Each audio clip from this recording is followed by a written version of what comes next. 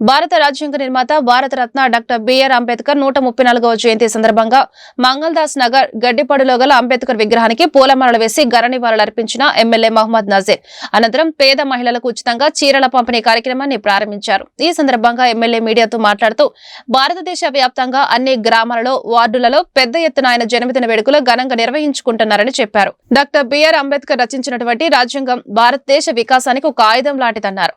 భారతదేశంలో అనేక కులాలు మతాలు ఉన్నప్పటికీ అందరం కలిసి మెలిసి జీవించి హక్కులను కల్పించారని అన్నారు। బడుగు బలహీన వర్గాలకు ఒక ఆశా జ్యోతిగా నిలిచారని చెప్పారు। భారత రాజ్యాంగాన్ని స్ఫూర్తిగా ముఖ్యమంత్రి నారా చంద్రబాబు నాయుడు తీసుకుని ఆంధ్రప్రదేశ్ రాష్ట్రంలో పరిపాలన కొనసాగిస్తున్నారని చెప్పారు।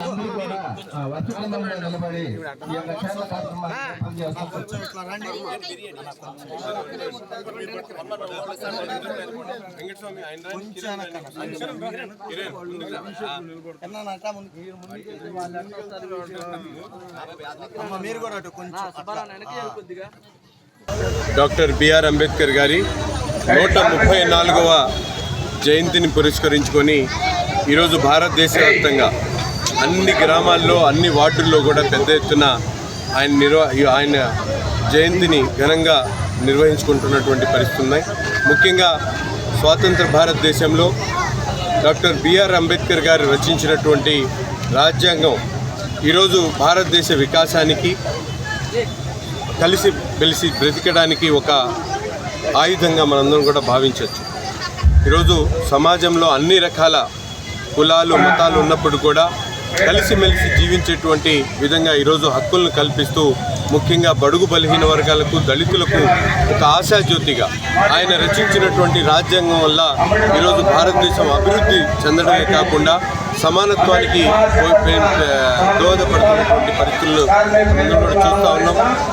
భారత రాజ్యాంగ నిర్మాత డాక్టర్ అంబేద్కర్ గారి స్ఫూర్తితో ఈరోజు గౌరవ ముఖ్యమంత్రి చంద్రబాబు నాయుడు గారు కూడా పరిపాలనలో అనేక రకాలుగా దళితులకు అందించేటువంటి కార్యక్రమాల్లో ఎక్కడ తగ్గకుండా అన్ని విధాలకు కూడా వాళ్ళకి దోహదపడేటువంటి కార్యక్రమాల్ని చేస్తూ ఈరోజు నిజమైనటువంటి స్ఫూర్తితో అంబేద్కర్ గారి స్ఫూర్తితో ఈ కూటమి ప్రభుత్వం ముందుకు సాగుతూ ఉంది। తప్పకుండా రాబోయేటువంటి రోజుల్లో దళిత వర్గాలకు సంబంధించినటువంటి అభివృద్ధి